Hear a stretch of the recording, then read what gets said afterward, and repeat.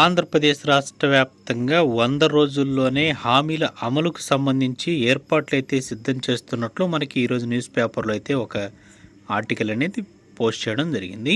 So ఇక త్వరలోనే అన్నదాత సుఖీభవ, ఆడబిడ్డ నిధికి సంబంధించి కసరత్తు, తల్లికి వందనం, ఏటా 3 సిలిండర్లు కూడా వాగ్దానాల అమలుకు వడివడిగా కూటమి ప్రభుత్వం అయితే అడుగులు వేస్తూ ఉంది.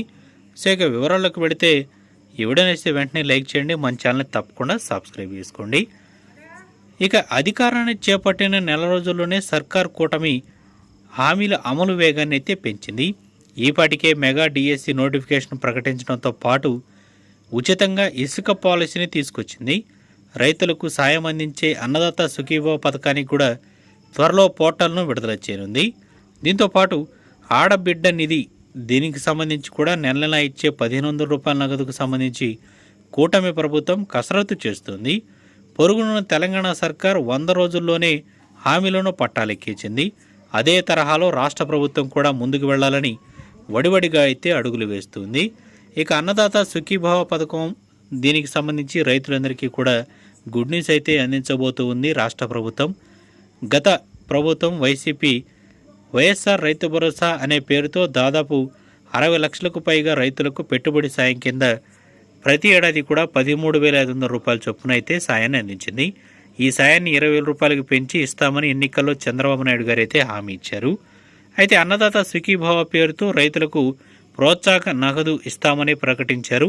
ఈ దఫా కౌలు రైతులకు కూడా ఈ పథకం ద్వారా డబ్బులనేవి వర్తింపజేస్తామని చంద్రబాబు నాయుడు గారు అయితే చెప్పడం జరిగింది. దీంతో కౌలు రైతులు కూడా గుర్తింపు కార్డు మీద కసరత్తు అయితే చేస్తూ ఉన్నది రాష్ట్ర ప్రభుత్వం. ఇక కౌలుదారి చట్టంలో కూడా మార్పులు అయితే చేస్తున్నారు. 2011 నాటి ఏపీ కౌలుదారి చట్టాన్ని వైసీపీ సర్కార్ 2019లో అయితే మార్చేసింది.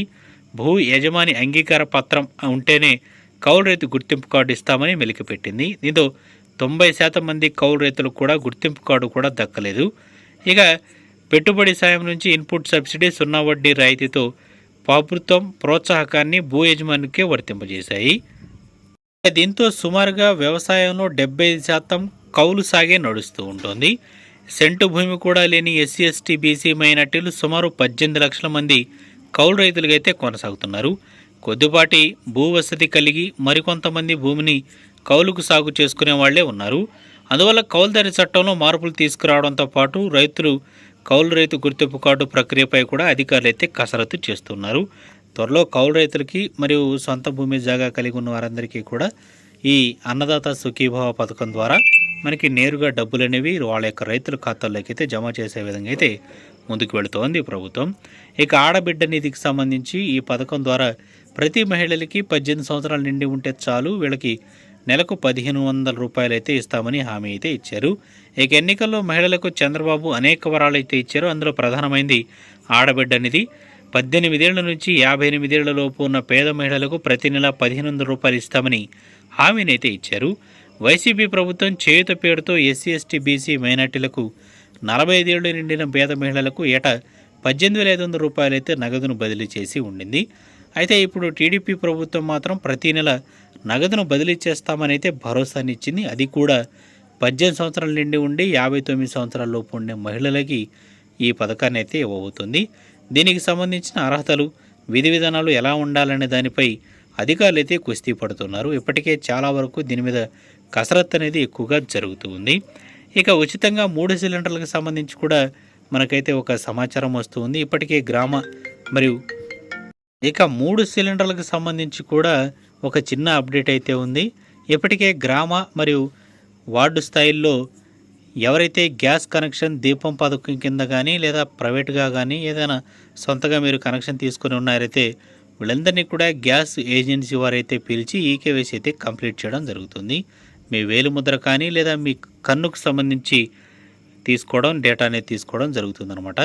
సో ఈ ఈకేవైసీ కంప్లీట్ చేసుకున్న వారికి మాత్రమే 3 సిలిండర్లు అనేవి రాబోయే రోజులు ఉచితంగా అయితే పంపిణీ చేయబోతూ ఉన్నారు.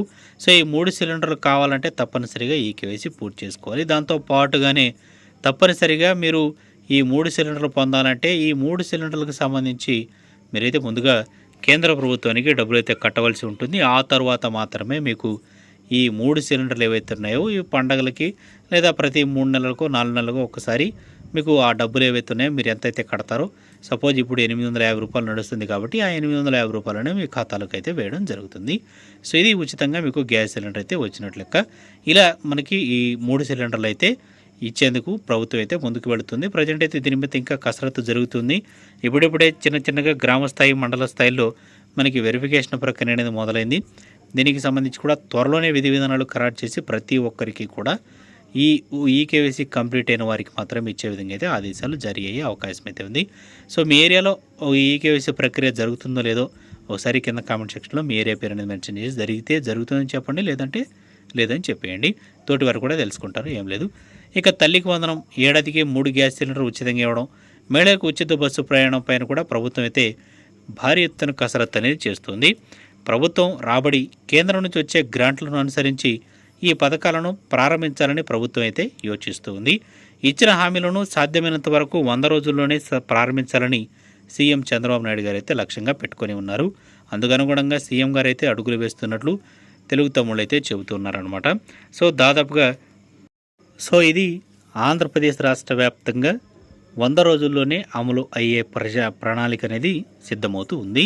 సో ప్రజాప్రభుత్వం అనేది ఏర్పడింది కాబట్టి దీనిలో భాగంగానే ప్రజలకు మంచి చేసే విధంగా రాష్ట్ర ప్రభుత్వం అయితే ముందుకు వెళుతుంది. దాంతోపాటు మనకి ఈ 2-3 రోజుల్లోనే చాలా వరకు రాష్ట్ర స్థాయి బ్యాంకర్లతో చంద్రబాబు నాయుడు గారు అయితే భేటీ అవుతూ ఉన్నారు. సో ఎందుకంటే చాలా వరకు పెద్ద మొత్తంలో మనకి అమౌంట్ అనేది అవసరం అవుతుంది కాబట్టి ఒకవేళ అమౌంట్ అనేది అన్ని సమకూరి వచ్చిన టయానికి మనకి ఈ పథకానికి సంబంధించి డబ్బులు వేస్తూ ఉంటే కొన్ని బ్యాంకులు ఏం చేస్తూ ఉంటారే, మహిళలకు సంబంధించి లోన్స్ అనేవి తీసుకుని ఉంటారు. సో వాళ్ళకైతే ఈ లోన్ అమౌంట్లో జప్తు చేసుకోవడం, ఆ డబ్బులు తీసుకుని వాళ్ళు అక్కడ ఫ్రీజ్ చేయడం ఇలా జరుగుతుంటుంది. ఇలా జరగకుండా నేరుగా లబ్ధిదారులకి డబ్బులు అనేవి అందే విధంగా చూడాలనే ఉద్దేశంతో చంద్రబాబు నాయుడు గారు అయితే ముందుగానే ప్లానింగ్ చేస్తూ ఉన్నారు. సో ఆ డబ్బులు అనేవి నేరుగా లబ్ధి పొందే లబ్ధిదారుడికి అందించే విధంగా అయితే ముందుకు వెళుతుంది ప్రభుత్వం. సో త్వరలోనే మనకి బ్యాంకర్లతో కూడా దీని మీద చర్చ అనేది కంప్లీట్ అవుతుంది. అక్కడ కూడా ఒక క్లియర్ కట్ ఇన్ఫర్మేషన్ ఒక స్టాండర్డ్ మీదకి అయితే వస్తారు. ఆ తర్వాత రాష్ట్ర ప్రభుత్వం అయితే చెప్పే ప్రొసీడింగ్స్ మీద అయితే ఆధారపడి ఉంటుంది.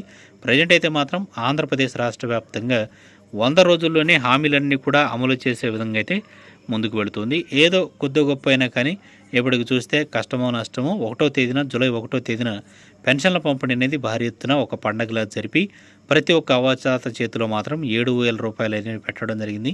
వికలాంగుల చేతిలో అయితే 6,000 రూపాయలు అయితే పెట్టారు. పెంచిన పెన్షన్లన్నీ కూడా ఈ ప్రభుత్వం ఏర్పడిన మొదటి 15 రోజుల్లోనే ఈ పథకాన్ని అమలు చేసి డబ్బులు అనేవి నేరుగా అందించడం జరిగింది. సో త్వరలో ఇంకొద్ది రోజుల్లోనే ఈ సీజన్ అనేది మనకి స్టార్ట్ అయ్యి మనకి రైతులందరూ కూడా పంట సీజన్ అనేది కాబట్టి నెల రోజులైంది సీజన్ స్టార్ట్ అయ్యి, త్వరలోనే రైతులకు కూడా ఈ జూలై ఆఖరికల్లా ప్రతి ఒక్కరి ఖాతాలో ఈ రైతు భరోసా అంటే అన్నదాత సుఖీభావ పథకానికి సంబంధించి డబ్బులు ఏవైతున్నాయో ఇవి ఖచ్చితంగా జమ అవుతాయి. సో ఈ మొదటి విడతలో మనకి మోడీ గారు వేస్తున్న 2,000 రూపాయలు అయితే ఇప్పటికే పడిపోయాయి కాబట్టి ఇక రాష్ట్ర ప్రభుత్వం వేసే 5,000 రూపాయలు ఏవైతున్నాయో మొదటి విడతలో 5,000 రూపాయలు వేస్తారు, రెండో విడతలో 5,000, మూడో విడతలో 4,000 రూపాయలు, 14,000 రూపాయలు రాష్ట్ర ప్రభుత్వం భరాయిస్తుంది, 6,000 రూపాయలు అయితే కేంద్ర ప్రభుత్వం భరాయిస్తుంది. ఇవి రెండు కలుపుకొని ఈ 3 విడతల్లో మొత్తంగా 20,000 రూపాయలు అయితే రైతుల ఖాతాలోకి జమ అవడం జరుగుతుంది.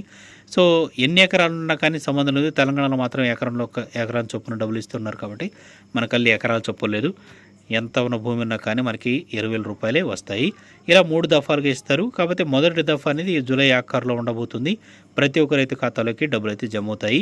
సీజన్ అనేది స్టార్ట్ అయిపోయింది కాబట్టి ఒక నెల అయితే గడిచిపోయింది కాబట్టి ఎట్టి పరిస్థితుల్లోనూ ఈ జూలై ఆఖరులో కల్లా రైతుల ఖాతాల్లోకి అయితే డబ్బులు అనేవి జమ చేయడానికి రాష్ట్ర ప్రభుత్వం ముందుకు వెళుతుంది. సో డేట్ అనేది ఇంకా అనౌన్స్ చేయలేదు. రేపు రాష్ట్ర బడ్జెట్ అనేది జూలై నెలలో ప్రవేశపెట్టబోతున్నారు. జూలై 22న 23న కేంద్ర ప్రభుత్వం బడ్జెట్ని అయితే ప్రవేశపెట్టబోతుంది. ఆ తదుపరి 5-6 రోజుల్లోనే రాష్ట్ర ప్రభుత్వం కూడా బడ్జెట్ ప్రవేశపెట్టి జూలై ఎండింగ్ కల్లా ప్రతి ఒక్క రైతు ఖాతాలకు డబ్బులు అయితే జమ చేసేస్తుంది. సో ఇవి 100 రోజుల్లో అమలయ్యే హామీల్లో భాగంగా కొన్నిటికి సంబంధించి ఉన్న ముఖ్య సమాచారం. ఇందులో ఏది బాగుందో కింద కామెంట్ సెక్షన్లో తెలియజేయండి.